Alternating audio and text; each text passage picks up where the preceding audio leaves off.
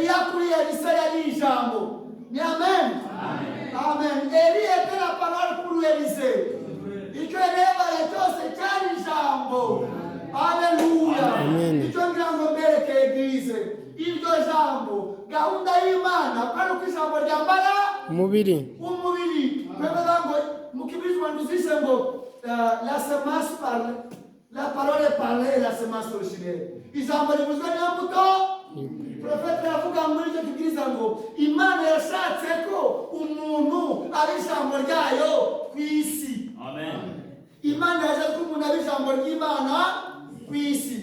Eva basuzuguye Adamu, yarasuzuguye ijambo ry'Imana. Amen. Umugore usuzugura umugabo, usuzuguye ijambo kuko umugabo yaremwe kuba ijambo ry'Imana ku isi. Amen. Niyo mpamvu Yesu Kristo we yarisha ijambo, yowe mfura y'Imana. Amen. Kandi kababwira umugabo wese wavutse undi busha abahindutse ijambo, abari imbuto y'Imana. Kandi ntabwo waba umwana w'Imana atari imbuto y'Imana. Niba uri imbuto y'Imana ugura ijambo ry'Imana. Ukwakiriye aba yakiriye ijambo ry'Imana. Niyo mpamvu Yesu yavuze ngo n'ubu uzamwereza amazi akonje mu gacuma azabona ubugingo buhoraho. Nari nshonje arangaburira, nari nambaye ubusa aranyambika, nari mfunze aransura. Kubera iki? Ryari ijambo. Haleluya. Profeta atubwira ko Maritini, ni Maritini ndumva ari we wahuye n'umugabo mu nzira uri gusabiriza konje, nta mwenda afite. Martin ngo yafashe umwitero yambaye awucamo kabiri ananirwa gutambuka kuri we, arawumufubika amwitaho, arangije ajya mu kazi ke kari gasanzwe. Ngo nijoro umurya aryamye mu iyerekwa abona umwami Yesu Kristo amwishuriye yiteye wa mwitero we.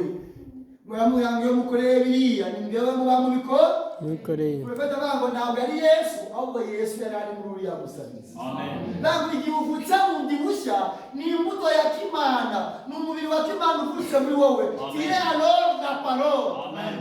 Haleluya. Ntabwo umuntu ashaka kuba atubashye ijambo ry'Imana. Icyo kintu mucyumve cyane. Ndimo ndigisha ordre hagati y'umugabo n'umugore, kuko ijambo n'umugabo ibyo bintu mubyumve cyane. Haleluya. Izina ry'Uwiteka rihabwe icyubahiro. Igihe Eva yananiwe kubaha umugabo we, abatuma isi yose irimbuka.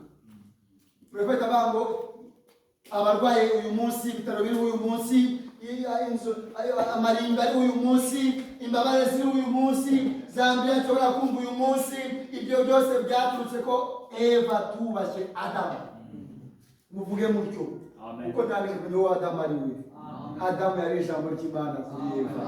Haleluya. Kiri mwacyumvise eglise. Profeta atubwira ngo hanyuma Imana isezeranya Eva, yambwira ati Eva nguhaye amahirwe urayica, ariko nzakoherereza umugabo, nzongera nguhereza andi mahirwe, nzongera nguhereza undi mugabo. Haleluya. Nawe mugabo jambo wambaye umubiri, deuxième Adam. Profeta atubwira ngo igihe Adamu wa kabiri yaje ari we Yesu Kristo, nawe yari ijambo. Muremera ko Yesu yaje ari ijambo ku itorero ry'Isirayeli. Igihe banze Yesu bari banze ijambo, yagize mwabyumvise, bakumana n'amategeko banga ubuntu, banze ijambo ryambaye umubiri bakunda ijambo ryanditse. Profeta bango aho niho bagwi. Amen. Banze ubuntu bashaka amategeko. Profeta atubwira ngo Imana yabahaye amategeko a la place, mu mwanya w'ijambo ry'Imana. Kubera ko mwanze ijambo ry'Imana, hari igihe ijambo rizabazira, ariko igihe ijambo ritarabazira ngaya amategeko, ngiyi imihango, ngiyi imigenzo, mujye mukabwira ngo munyibuke kugeza igihe nzazira. Niyo mpamvu igihe Yesu yaje yavuze ati umwana w'umuntu ni umwana w'isabato. Amen. Umwana w'umuntu ni we byose. Amen. Igihe Yesu yari aziye rero, kubera ko kibabaje, abuzukuru ba Eva bakomeje kugundira imigenzo, banga ijambo ryambaye umubiri barimweho. Amen. Ako kanya Imana idivorsa n'iryo torero, idivorsa n'Abisirayeli, bavuga ati nshyiye umubano wanjye namwe, wansuzuguye. Kuko Profeta bango ikintu gikomeye umugore yakorera umugabo no kumusuzugura. Uzagira yandi makosa yose, ariko ntuzasuzugure umugabo wawe. Koresha uyu umugabo wawe bisa no kogosha umusatsi. Ubaye ni femme déshonorante. Icyo gihe umugabo afite uburenganzira bwo kwirukana n'abakoze icyaha akakurepidia, kuko Imana irabikora. Kandi umugabo ni ishusho, icyo Imana ikora cyose cy'umugabo yemerewe, icyo Imana idakora cy'umugabo atemerewe gukora. Hanyuma Imana irepidia Israeli irayirukana, ishaka umugore w'umunyamahanga. Amen. Haleluya. Ishaka umugore w'umunyamahanga. Abanyamahanga bari barishimye cyane, buzura umwuka ko Imana ariho igendereye. Ishaka umugore w'umunyamahanga. Profeta atubwira ngo ku munsi wa Pentecote yari amaze kuba fiancé. Haleluya. Kuko Adamu yari fiancé wa Eva, batarabonana ariko yari fiancé. Kuko Yosefu yari fiancé wa Maria, batarahura ariko yari fiancé. Niko Imana yo ku munsi wa Pentecote yari imaze kwibonera fiancé, ari ryo torero ry'abanyamahanga. Irababwira ngo ngiye kubakira amazu, ngiye kubaka amazu n'abagore ba fiancé wanjye we, nzagaruka bajyani wanjye, ngo ndi namwe mubeyo, muzahabe, tagira ibirori by'umwana w'intama, tuzasangira vino nshya muri reception yanjye nawe, nagukunze. Haleluya. Nzagaruka. Iryo torero rya Pentecote ari heza impano. Reba bangu umuhungu yemereza umukobwa impano igihe ari fiancé we gusa. Mbere y'ibyo ngibyo buba mwisi byanditswe. Profeta atango Imana yahaye itorero rya Pentecote impano z'Umwuka Wera. Barahanura, barerekwa, bavuga mu ndimi nshya, bakiza abarwayi. Izo mpano zibaheze ko bari fiancé wabo, ariko tarabatwara. Bari bakiriye iwabo ku isi. Egise muratumva? Profeta avuga mbere y'uko Yesu aza kubitwara, mbere y'uko Adamu aza gutwara Eva, profeta avuga ngo nabo baje guhura n'undi mugabo i Nikeya.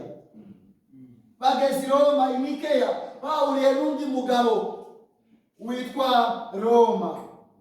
Abahereza ibitekerezo bye, abahereza imigenzo ye, barangize banga ijambo, bemera Papa. Mwamwumvise umukera w'Imana. Bemera Papa, bemera imigenzo ya kimuntu, banga Imana. Profeta batubwira banga umwami Yesu Kristo, bamusimbuza umuntu, Antikriste. Amen. Ngumpreba ngo Eva wa mbere yaguye mu ngobyi y'Edeni. Naho Eva wa kabiri, ariwe Eva w'umunyamwuka Imana yashatse bwa kabiri, yaguye i Nikeya i Roma. Niyo mpamvu tutashaka kugira ibimenyetso tutabibwirije. Profeta atubwira ngo nk'uko Imana yahaye Eva mu ngobyi y'Edeni amahirwe ya kabiri, y'urugero rw'umugore kuzongera kumugenderera, niko yabwiye n'itorero rya Pentecote ko n'ubwo uguye nzongera kuguhereza andi mahirwe. Nzongera ngaruke nambaye umubiri, nzakohereza umuhanuzi Eliya. Umunsi w'indakomeye ko utaragera, nongere nze ngufiance. Haleluya. Hari igihe abantu bazongera kwifuza kubona umunsi w'umwana w'umuntu ntibazabibona, ariko babagana mu butayu ntimuzemere, babagana mu nzu ntimuzabyemere, ntimuzajyeyo. Nk'uko burasirazuba iburengerazuba, niko umwana w'umuntu azongera kugaruka. Yaramuhaye amahirwe y'uko azongera kuza kugira ngo arebe ku iryo torero rya Pentecote. Uwo mugore wa kabiri yakongera kumwakira bundi bushya. Profeta bamutekereza ko yamwakiriye, oya, yakomeje kwigumanya n'imihango ye. Reka mbabwire Eglise, profeta aratubwira ngo mbere nyuma y'uko itorero rigiye ku munsi wa Pentecote kuzageza muri misi yacu ya nyuma, barite ba Wesley n'abapentecote nta jambo bari bafite. Imana bahaye icyo bita ibisimbura, le substitut. Amen. Igisimbura ijambo. Bagumana no kwereka inzoga, no kwereka itabi, no kwiyeza, nyamara ce n'est pas la parole. Biriya ni imfura irabikora kandi ikazarimbuka. Ibahereza biriya nyamara bavuga ngo n'abagorozi. Abagorozi ni ntugakore, ntugakore, ntugakore, ntugakore, ukoza imvi inyuma, ariko mu by'ukuri imbere nta lisansi. Profeta atubwira ngo yabibahereka ngo bategereze igihe bazabonera ijambo. Haleluya.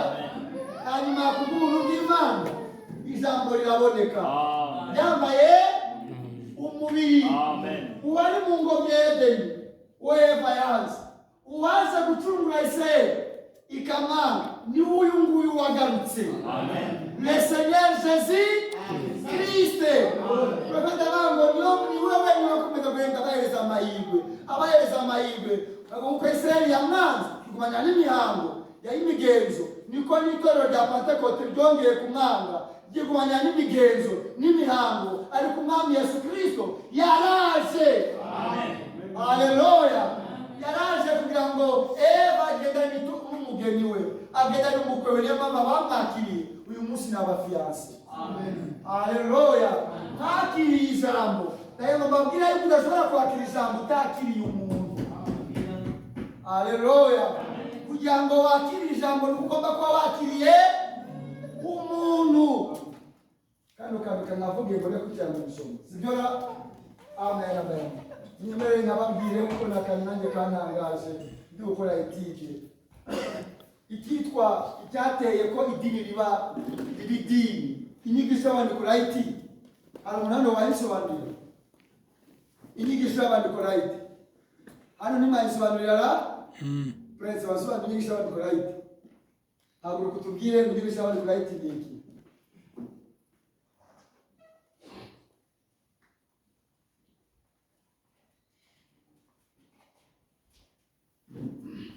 Inyigisho y'abandikora iti. Conquérir les laïcs. Prince yatinze gusubiza. Nta wundi wansubiza hano. Manuel, subiza inyigisho y'abandikora iti.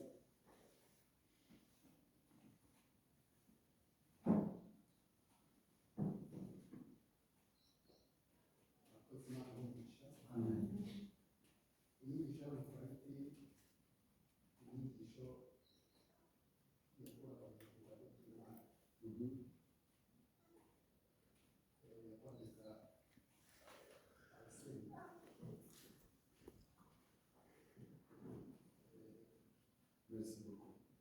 Vous avez commencé? Itayesu nawe natubwire inyigisho y'abandikora iti.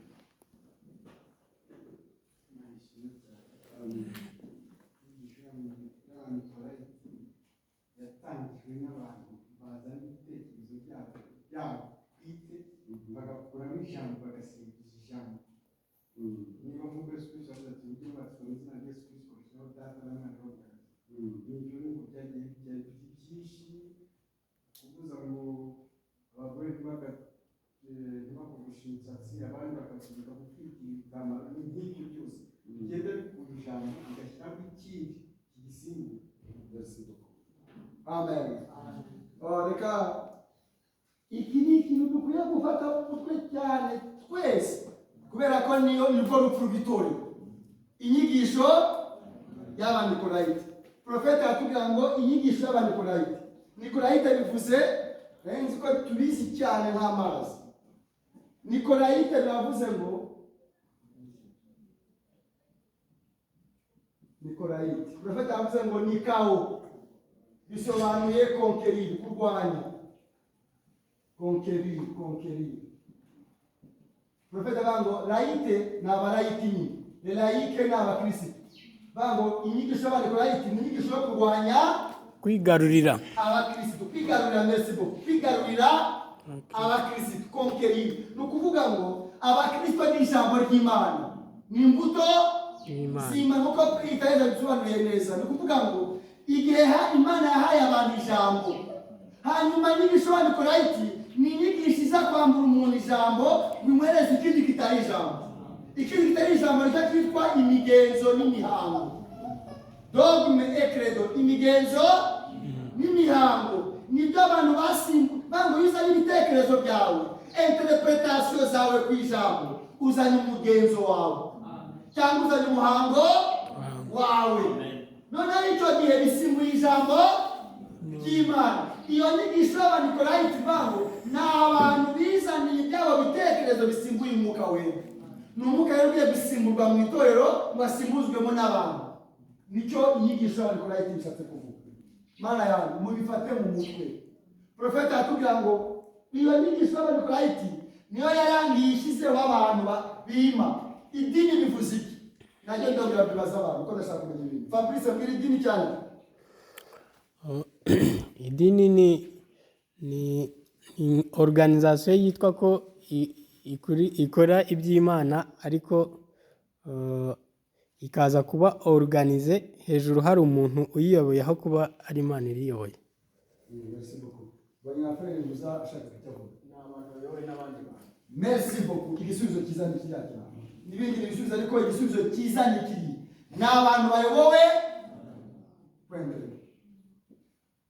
Umuntu nvango bashyizeho umuntu hano n'abamwungirije n'abandi bamwungirije ni komite ya Fabrice c'est organisation. Yo bavuze organisation ni komite y'abantu. Ni abantu bishyize hamwe ngo bayobore abandi. Ibyoroshye. Reba igihugu ku mukiro hari umutwe w'abadepite, hari ushinzwe inteko, hari ushinzwe sena, hari ushinzwe amategeko, kubyumva bakaba batatu. Baba bakakurikira izindi bakaba inteko y'abaminisitiri, inteko y'abashinzwe amategeko n'abari abadepite. Ibyo muri kubyumva, iyo komite ikaba ari iyobora rubanda nyamwinshi. Mwabyumvise, iyo niyo yitwa organisation. Hanyuma n'idini rigira abantu nk'abo, rigira papa hejuru, rikagira archevêque hasi, abitwa abakardinali bakurikiyeho bagiye bahagarariye imigabane, hakazamanuka hepfo hakaza archevêque ba musenyeri kuzagira kuri ba padiri. Abo nabo ni abantu bayoboye ki abandi bantu. Ni organisation, iyo niyo yitwa organisation. Abo bantu bashyizweho ngo bayobore abandi. Ubundi icyo kintu cyitwa nicyo mbuto y'abanyakorayiti, nicyo abanyakorayiti iyi gisha abanyakorayiti nicyo yari twise kuzabyara. Profeta bango igihe muzabona abantu bayoboye abandi bantu muzamenye ko hano handitswe ngo ngo amen. Tuzagera ku kimezo cya kane aho muzabona ya farashi kuko ari dini iranga yitwa urupfu. Ntabwo ushobora kuba idini utapfuye. Nimubona abantu bashyizweho ngo bayobore abandi bantu baravuga ngo muzane ibyo dini byo bagura mu bubyutse n'ibibaho muzabona gikosa mu byanditswe. Ntabwo bishobora guhaguruka biba birangiye. Bivuga ngo idini ariyo mbuto y'abanyakorayiti yeze ni abantu bayoboye abandi bantu. Nakire nshaka kuvuga aho cyagiye kare noneho ngubu ntabwo icyo nshaka kuvuga. Hanyuma icyo nshaka kuvuga rero abantu bayoboye abandi bantu, haleluya, nicyo cyitwa idini, nicyo cyitwa antikristo. Umuvuma iriho ikomeye nicyo kintu. Hanyuma tubona mu Befeso kane, Abefeso igice cya kane biravuga ngo Imana yashyize mu itorero.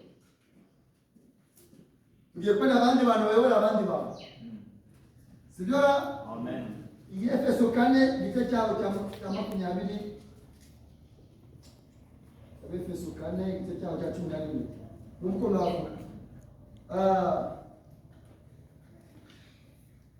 nuko abamwe ku bintu maze n'abandi ko abahanuzi n'abandi ko ababwiriza butumwa bwiza n'abandi ko abungeri n'abigisha kugira ngo abera batunganirizwe rwose gukora umurimo wo kugabura iby'Imana no gukomeza umubiri wa Kristo kugeza ubwo twese tuzasohora kugira ubumwe bwo kwizera no kumenya umwana w'Imana, kandi kugeza ubwo tuzasohora kuba abantu bashyitse bageze ku rugero rushyitse rw'igihagararo cya Kristo. Bivuga Imana yagiye mu itorero cyangwa mu bana bayo itoranyamo irindi tsinda ry'abantu. Bamwe bagira abahanuzi, abandi bagira intumwa, abandi bagira abungeri, abandi bagira abigisha, abandi bagira ababwiriza butumwa. Iyo myanya itanu nta mugore ugomba kuyibamo. Mwanyumvise? Bivuga ngo kubera iki mukibije umuhanuzi yise pourquoi ne sont pas une domination, kuki tutari idini. Pranama atubwira ngo ntabwo umugore yajya kuba umwe muri iyo myanya ngo abe atayoboye. Iyo ni ukubyumva kugira ngo umugore abe pasiteri automatique babaye umuyobozi. Iyo aje kumubwiriza birikora babaye umuyobozi. Iyo abaye umuhanuzi n'intumwa nk'uko nyine babaye na White nangwa n'abandi ubabaye umuyobozi. Abantu bazamukuraho reference. Niba babaye intumwa automatique babaye umuyobozi. Iriya ni place ya autorité, ni place y'ubuyobozi mu itorero. Egize muri kucyumva kandi place y'ubuyobozi yahawe abagabo uhereye kuva mu ngobyi. None mbwira aba bantu uko ari batanu abavungu abigisha ababwirizabutumwa abintumwa n'abahanuzi nibo bayobozi b'iki b'itorero. Amen. Musubize neza. Mwemeranya nanjye ko abayobozi b'itorero? Nababwibaza bo ntabwo ari abantu, ni abantu bayoboye itorero. Itorero ryose abantu ni abantu, ngo nabo ni abantu bayoboye abandi. Kandi muri leta tubwiye igisubizo kiza muri bishobora kweti ni abantu bayoboye abandi. Egize muri kunyumva kubera ko Antikriste c'est un imitateur, ni umuntu wigana iby'Imana ikoze. Amen. Ariko rero ibanga riri mu by'Imana ritandukanye n'ibyo Antikriste akora. Amen. Bibiliya avuga ngo hano hari umurongo mwiza ashaka gufata. Abaheburayo igice cyaho cya 13 umurongo wa 7. Abaheburayo igice cya 13 umurongo wa 7. N'abayobozi Bibiliya n'ababwira ngo mububahe mushyizeho kandi mukubye kabiri.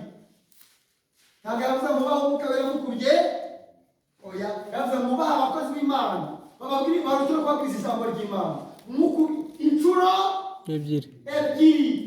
Nicyo gihembo cy'umuseriviteri, agomba kubahwa fois 2. Navuga mutemire noneho byagenze bite? Turi kubwiriza ko c'est la parole de Dieu kandi yarangije kubona ikintu. Amen. Ngamwe Yesu ishobore kwakira. Abayobora igice cya 13 umurongo wa 7 yaravuga ngo mwibuke ababayoboraga kera. Ntabwo bazamuka we. Mwibuke abayobozi banyu itorero ababayoboraga kera. Rero itashika ngo murebe Bibiliya. Bakababwiriza ijambo ry'Imana. Haleluya. Ukuvuga ngo abo bari Imana yakize mu itorero yabashiriye kubabwiriza ijambo ry'Imana. Haleluya. Ariko abo mu idini bo barababwiriza ibindi bitari ijambo. Niyo mpamvu iyo mikorere iba imikorere ya Antikriste. Ariko abo Imana yatoranije ngo baba abayobozi b'itorero mukwiye no kwibuka yabashiriye ngo babwirize ijambo ry'Imana. Profeta avuga ngo bisa naho ari ijambo ribayoboye muri bo kubera ko baba bayumva n'ijambo. Iyo babayoboye ni ijambo rigize rite ribayoboye. Nk'uko iyo umugabo ayoboye umugore aba ari n'ijambo rigize rite riyoboye umugore. Kuvuga ngo umugabo iyo ayoboye umugore atari ijambo riyoboye umugore uwo mugabo aba yayoboye.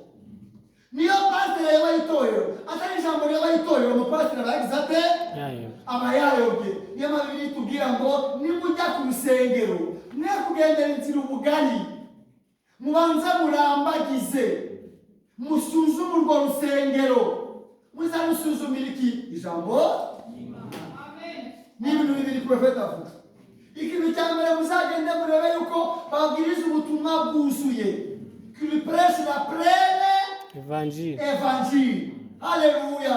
Kubera ko nubwo butumwa bubakiza numuhabona babwiriza ubutumwa bwuzuye kandi pastor akaba yuzuye umwuka, kuko ntabwo yabwiriza ubutumwa bwuzuye atuzuye umwuka we. Ashobora kuribwiriza 99% nka Adamu nako nka Eva, kandi akamwe kabura kamugira Antikriste. Agomba kuribwiriza 100%. Ugomba kureba itorero ry'ijambo ry'Imana 100%. Nicyo nacyo gihamya cy'uko uwo muntu yuzuye umwuka wera. Reka mbere kakaba habaye hari icyanditswe ntabwiriza, ibyo biri kubyumva ntashobora kubabwiriza, ubwo birasobanuye ko cyaba kiri kunsenya. Ibyo biri kubyumva ubwo byasobanuye ko njyewe ntari ijambo ryuzuye. Bango habaye hari icyanditswe kiri kunsenya ntabwo nashobora kukibabwiriza. Ariko niba nshobora kubabwiriza ijambo ry'Imana ryuzuye, haleluya. Oye Kristo, mureke mbabwire kano kantu. Ntabwo pasiteri yababwiriza icyo atakiriye. Amen. Ntimutekereze ko nababwiriza revelation ntafite. Turi muri kucyumva. Ngomba kubanza kwakira revelation iturutse ku Mana ntunze ngendana. Akaba ariyo nza kujya kubwiriza itorero. Wanirura akana umugabane w'Uburayi. Ibyo mfite mbabwiriza nagenda kubabwiriza. Kubera iki nabanje kubyakira biturutse ku Mana, nibyo nanjye ngenda ngane kubwiriza. Ibyo muri kubyumva nibyo bituma uwizeye yakirishwe biturutse muri jewe abo umwana wanjye mu Mungu. icyo cyanditswe murakizwa kibaho yego ababwirizabutumwa bagira abana mu mwuka si Pawulo wabivuze Timoteyo uri umwana wanjye narakubyaye mu mwuka niba ku bandi ntari intumwa ariko kuri wowe ni intumwa kubera ko abantu bashishikarizwa kubwiriza abantu ari ijambo rya Kristo ritarabwirizwa ngo ntubakire ku rufatiro rwashyizweho n'undi ruvuga ngo uwo mucyo wakiriye bwa mbere uturutse muri icyo gitereko kitabaza nicyo gitereko kitabaza cyawe uri umwana we mu mwuka utekereza ko Imana itubaha ibyo bintu irabyubaha iyo bivuze ngo bana mubahe ba so na ba nyoko muri kubyumva kugira ngo murabe mu gihugu cy'Uwiteka Imana iguha ntabwo ari kuri plan naturelle gusa nahoze mbibwiriza abana kare ni no kuri plan spirituelle nk'uko mu mubiri twubaha data na mama ngo turame kangahe nituramuka twubashye data na mama mu mwuka uko tuzabaho by'iteka ibyo ni gahunda y'ijambo y'Imana. niyo mpamvu Branham avuga ngo mubwiriza butumwa mbere yo kurira ku gicaniro banza umenye yuko wapfukamye kuri bwa butaka kuri wa musenyi wera ukiyumvira Imana ukamenya ko hari umwitozo udasanzwe hari umwuka wera ufite ubone kudakubwiriza kuko Branham avuga ngo kubera iki kubera ko udafite umwuka wera ntabwo amatara no kubwiriza ashobora kubona umwuka ubwo ni ubutumwa pasiteri nta mwuka wera afite wowe ntabwo wabona umwuka wera niyo mpamvu nugaya pasiteri ntukamwumve uri kurushywa oya bigiye kuba nka n'ibyo abagatolika n'abumva se ngo mwumve ibyo mvuga nimurebe ibyo nkora ibyo ntabwo ari ubutumwa ngo tu ne peux pas être plus spirituellement que ton pasteur ntiwasumba pasiteri wawe mu mwuka ibyo ntimuri kubyumva kubera yuko iyo nta mwuka wera afite nawe wabona kubera ko umwuka wera ava ku muntu akajya ku wundi yabwiriza ko muri kucyumva niyo mpamvu porofeta atubwira ngo niba ugiye kubwiriza menya neza ko ugiye guheza abantu ubuzima bwumva ari uko umuntu abumbuye akanwa niyo mpamvu bivuga ngo mbe bakwizera bate batabwiriza babwiriza bate batatu mbega ukuntu ibirenge by'umubwirizabutumwa ku musozi ari byiza ari iki ari byiza ari byiza ari umugisha sinzi icyo bivuga aho ngaho bango ibirenge by'umubwirizabutumwa ku musozi ni umugisha kuri uwo musozi uziko Branham avuga na sitasiyo yasomye ngo iyo Imana ifite intama mu mudugudu runaka umwana wayo yaravutse mu mudugudu runaka ngo muri uwo mudugudu mu umwe n'ubundi Imana izahahamagara umugaragu wayo kugira ngo abesheho iyo mbuto impamvu muri kubwiriza no kuberekera ibyiza amaso yanyu ahumuke umusoma udaleso turi mu bimenyetso amen aho ijambo ryanditse ryagaragaye ryambaye aho igitabo kiri ku isi le livre c'est Christ lui-même c'est Dieu lui-même ni Imana ubwayo n'ibiri ku isi rihenga amen nibwo gahunda byakorana gahunda ibaye anordre haleluya uzabona anordre gahunda ije mu ngo papa amenye uwo ari we mu urwo rugo umugore amenye umugabo we cyane cyo muri urwo rugo abana bamenye icyo babo bari cyo muri urwo rugo abagaragu bamenye abashebuzi icyo ari cyo muri urwo rugo biza bigera mu itorero rimenye pasiteri waryo icyo ari cyo muri urwo rugo muri urwo rusengero amen pasiteri n'umubyeyi wanyu mu mwuka c'est votre parent spirituel wona mbere papa we ntakibibazo yabashitse namufashikisi namumarikisi ntabwo byashoboka ibyo mukwiye kubyumva cyane kugira ngo mube place kuko byasaba kubona Imana andehoroye hanyuma uri uyibone andehoroye rero ntabwo nta mpamvu yo kwirukaho ariko niba uyibonye iturutse muri we ntabwo uri kubona incuro uwo muntu ukwiye kumwubaha ntabwo ari kwishakira icyubahiro ndi kugira ngo mwumve neza amen Imana ifashe kandi ishyigikire kugira ngo ibyo bintu mubyumve neza mubisobanukirwe ni gahunda kuko eva mu ngobyi y'edeni yazize ko atubakiye adamu. Ibyo muri kubyumva? Isirayeli yazize ko itubakiye adamu wa kabiri. Amadini yasize ko atubakiye nde? Branham. Toujours la personne à chair. Toujours la personne à chair. Igihe cyose umuntu w'inyama n'amaguru, umuntu w'inyama n'amaguru, kubera ko umuntu w'inyama n'amaguru, kubera ko Imana ariko bushake butunganye, Imana yabwiye Branham ngo nuza n'abantu kukwemera. Apana ko Imana izi ko buri wese yayemera.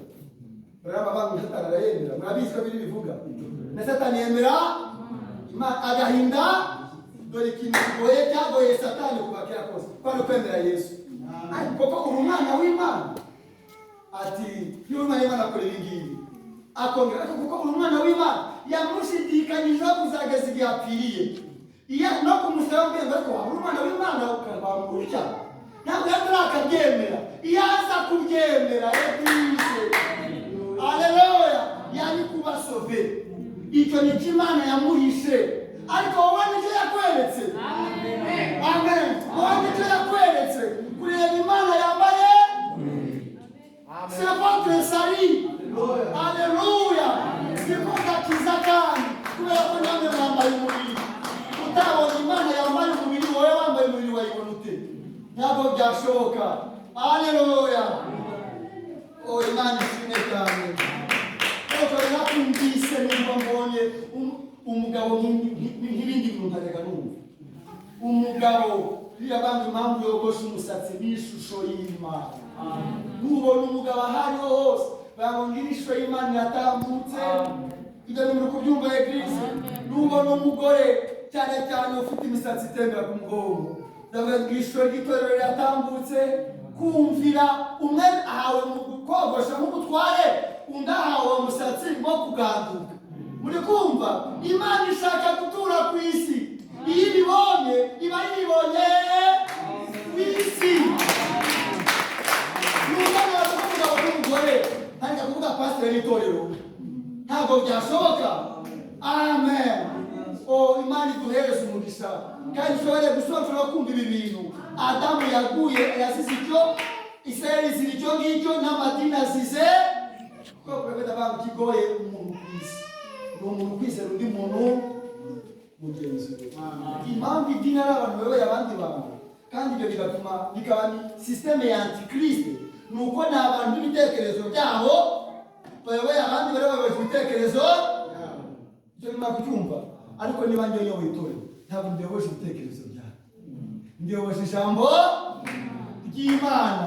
Nubango iyo niba munamunyubashye, ni Imana munyubahire. Niba twubakiye Frère Branham, ni Imana tuyubahiye. Ibyo muri kubyumva. Nubango hari ubwiru bw'uko Imana yishe muri la Sainte Ministère kugira ngo ibere ubuzima itorero. Itorero rishobora gutungana, ariko abandi bo nta jambo bafite. Niyo mpamvu twazimura umubango mukababura kera bakababwiriza ijambo ry'Imana. Bango pasiteri atakubwiriza ijambo ry'Imana ryuzuye, ufite uburenganzira bumva. Ibyo muri kubyumva niko Branham atubwira, ufite uburenganzira bugenda kamuva. Nicyo cyonyine ukwiye kumuhora gusa.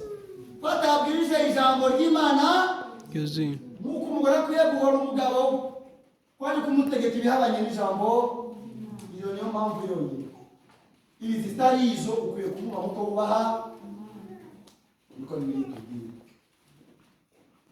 Kuko iyo bitabikoze ntabwo navuze kumubaha 99, navuze kumubaha 100%, kuko ni image y'Imana, ni ishusho y'Imana. Munyemerere ndebe ko nakwinjira mu kubwiriza ntangiye gusoma.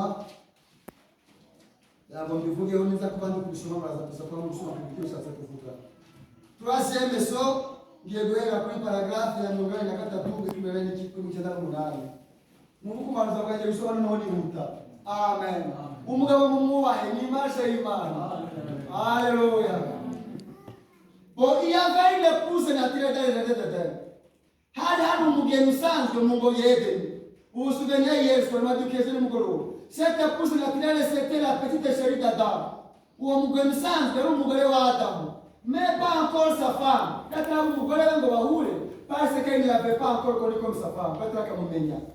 Tout comme Marie était la femme de Joseph, mais il n'avait pas encore connu.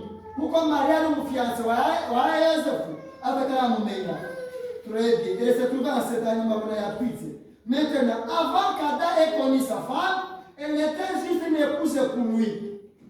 Mais quoi Adam amené umugore we, yani umugeni kuri we. Très bien. Nous savons que Dieu, elle est tombée dans le Éden parce qu'elle n'est pas restée attachée à la parole de Dieu. Yaraguye mu ngobyi ya Edeni kubera ko atagumye ku ijambo ry'Imana cyangwa ku mugabo. Ubwo navuga ngo ikosa Adamu niba yakoze nuko yasize umugabo. Ngo yatamusiga ntabwo yari kugwa. Ariko yabanje gusiga umugabo aragenda kuko asize ijambo ry'umugabo. Si vous devez prendre soin de Moses, vraiment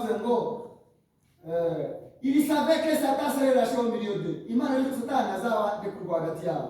Alors il leur a fourni un riez derrière lequel rester. Imana ibahereza ahantu bakwiye kuba bagumye pour qu'il les tranche, kugira ngo bazashobore kumukira. La meilleure est la fortification qui peut les connaître mieux que Dieu cherche à prendre soin de ses enfants, de ses propres enfants. Vraiment ngo ninde muntu ahangaha wamenya ahantu h'umutekano kurusha Imana ishaka kunda abana bayo. Ntawe. Si je voulais prendre soin de mon petit Joseph, ça c'est pour une année, ça Joseph Wandi. Je savais que sa vie en dépendait. Eh bien, je n'ai la possibilité de le faire.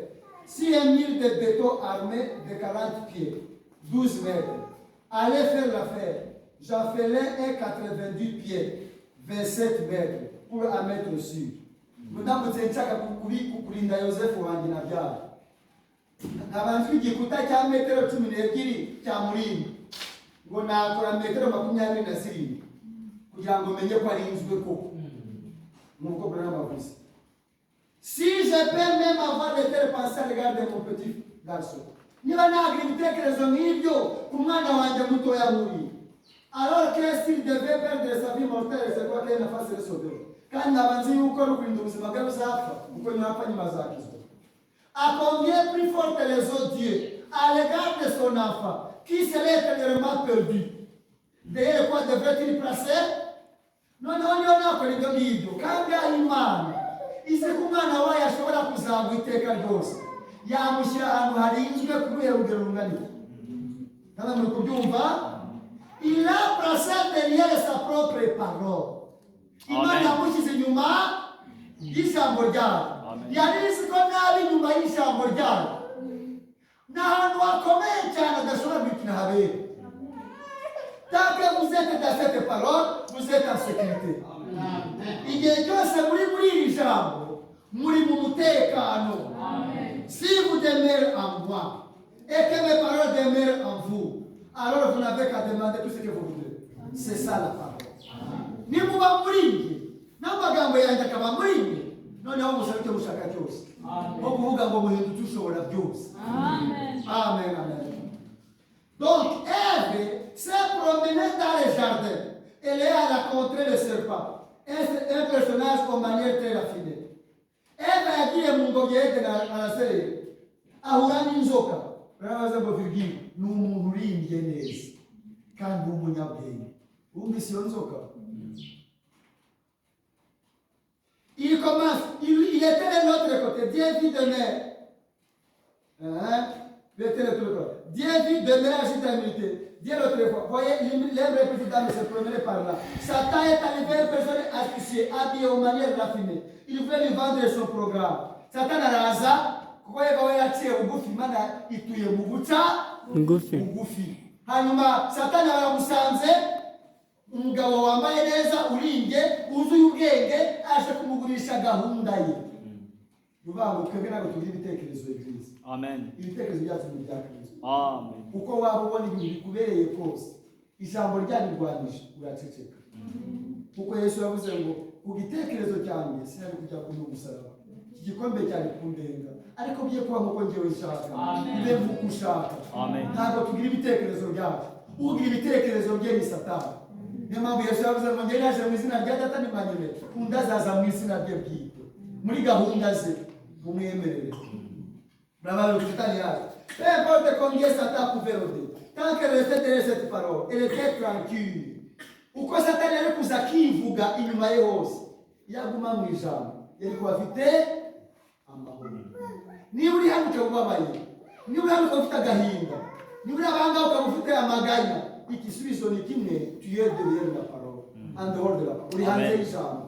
Wowe genda wihishe mu ijambo, urebe ukuntu wigumira mu mahoro gusa. Amen. Frère Grande capote dans sa Bible. Satan peut bien faire tout ce qu'il veut. Vous tenez-vous à la parole. Satan yaza agakwenda gushaka byose. Wowe gusa igumire mu ijambo. C'est tout, nta kindi. Ça ne change absolument rien.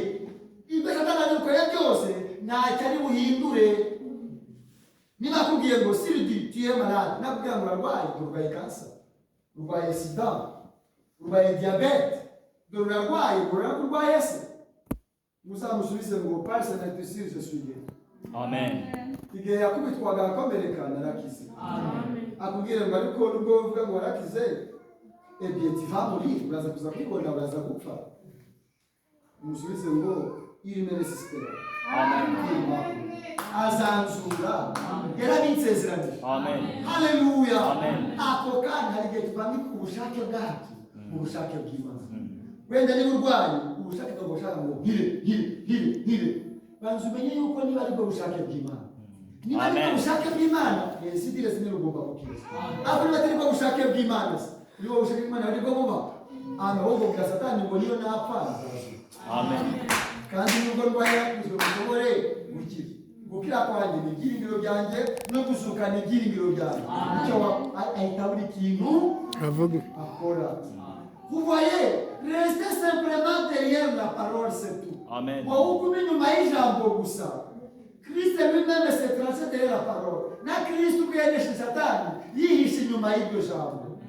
est écrit.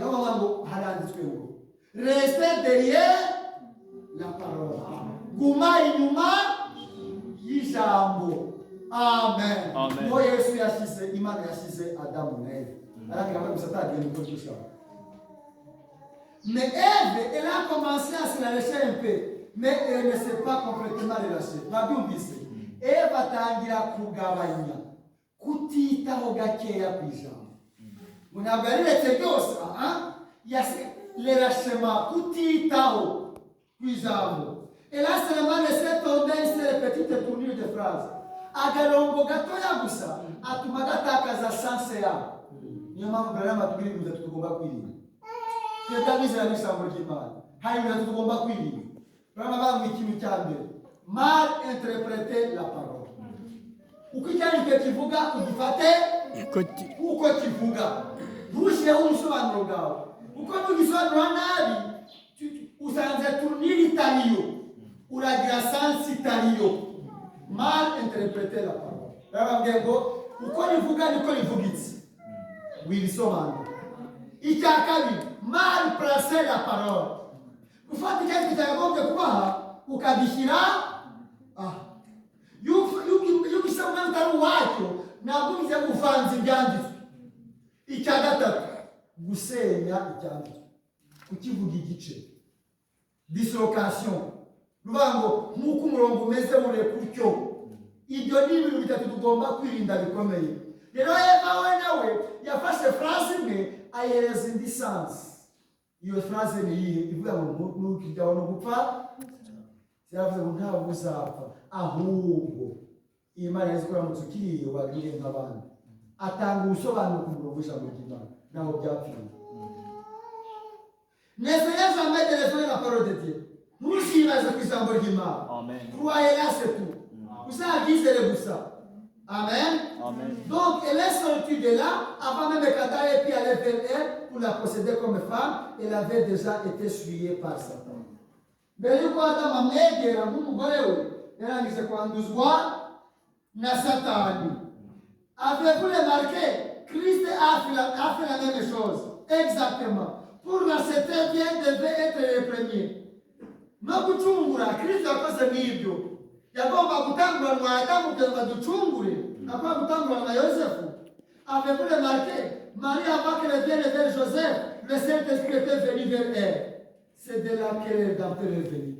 Mais comme Joseph asanga Maria, umwuka yaramutanze. Abona umucunguzi yagize ate? Yaturutse. Amen. Maintenant, les marqués la femme naturelle est tombée et tu as profité des moyens de la recette. Qu'elle soit tombée à profit des moyens. Il y a un bouille, il m'a dit, il y a un